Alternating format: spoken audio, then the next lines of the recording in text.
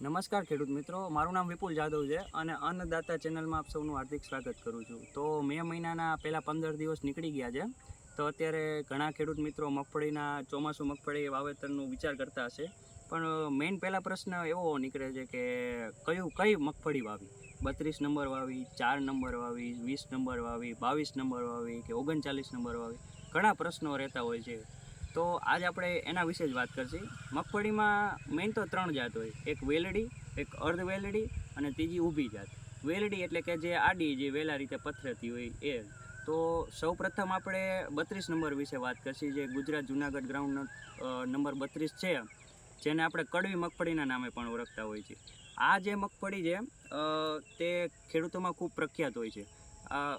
અત્યારે most of લોકો 32 number વેરાયટીનું વાવેતર કરતા હોય છે.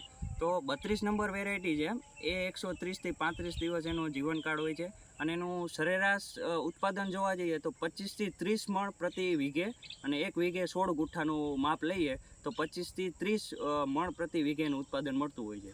અને આ જે મગફળીના જે ડોડવા હોય છે, એમાં જે મગફળી નીકળે છે એ થોડી કડચી નીકળે છે.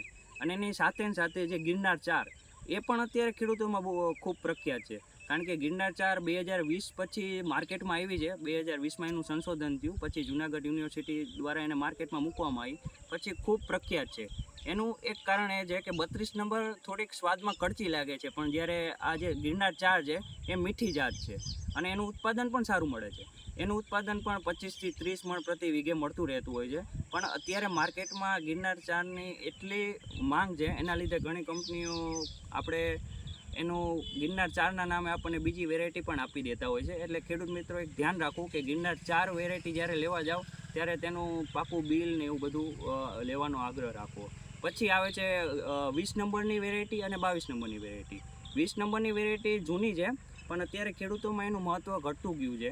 એનું એક કારણ એ છે કે એમાં જે રોગ પ્રતિકારક શક્તિ હોય છે એ ઓછી થઈ ગઈ છે, અને જે કીટકનો ઉપદ્રવ છે એ 20 નંબરમાં વધુ આવે છે. અને એની આગળની જે વિકસિત જાત છે એ 22 નંબર છે. ગુજરાત જુનાગઢ ગ્રાઉન્ડનટ જે 22 નંબર છે એ 20 નંબરની જ વિકસિત જાત છે. પણ એમાં પણ રોગનું અને કીટકનું જે ઉપદ્રવ હોય છે એ વધારે રહેતો હોય છે. એટલે ખેડૂતો એની ઉપર અત્યારે ઓછું મહત્ત્વ દેતા હોય છે. અત્યારે આ મેઇન તો અત્યારે બજારમાં 4 વેરાયટીનું વધારે હોય છે. અને આપણે જમીન પ્રમાણે જોવા જઈએ તો એક કાળી જમીન છે, મધ્યમ કાળી જમીન છે, ગોરાળુ જમીન છે. ગોરાળુ જમીન છે એ મગફળી માટે ખૂબ સારી કહેવાય.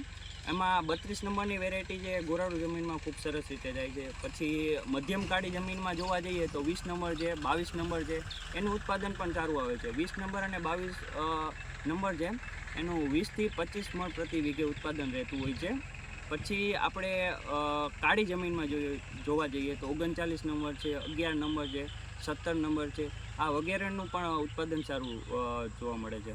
પછી આપણે અત્યારે 4 નંબર અને 32 નંબરની બેની સાપેક્ષતામાં જોવા જઈએ તો હું તમને થોડુંક જણાવીશ કે જે આમાં ડોડવા તૂટવાનો પ્રશ્ન હોય છે એ 32 નંબરમાં ખૂબ ઓછો હોય છે, સાથે 4 નંબરમાં પણ ખૂબ ઓછો હોય છે. પછી જે પાણી સહન કરવાની ક્ષમતા હોય છે કે વરસાદ આવે એના લીધે મગફળી તૂટવાનો પ્રશ્ન રહેતો હોય છે.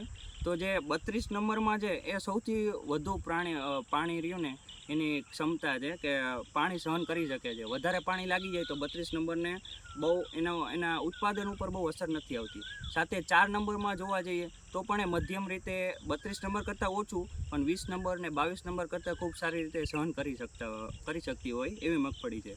પછી રોગ પ્રતિકારક શક્તિ જોવા જઈએ તો 4 નંબર અને 32 નંબર બંનેમાં ખૂબ સરસ છે. એટલે ખેડૂત મિત્રો એવી કંઈ ચિંતા કરવાની જરૂર નથી કે 4 નંબર વાવશે તો આપણને રોગ ને એવું વધારે મળશે, વધારે મગફળીમાં આવશે. પછી જે એમાં ડોડવા બેસે, બરોબર, ખોખી બેસે નીચે, તો એની સાઇઝ જોવા જઈએ તો જે 32 નંબરમાં જે એની સાઇઝ હોય છે નાની હોય છે, જ્યારે 4 નંબરની વેરાયટી હોય છે ગિરનાર 4માં એમાં એની સાઇઝ વધારે હોય છે.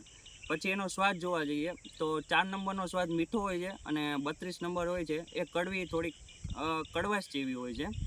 એટલે આ લાક્ષણિકતા ઉપરથી તમે અનુમાન લઈ શકો છો કે મારા ખેતર માટે કઈ મગફળી સારી રહેશે. તો ધન્યવાદ ખેડૂત મિત્રો.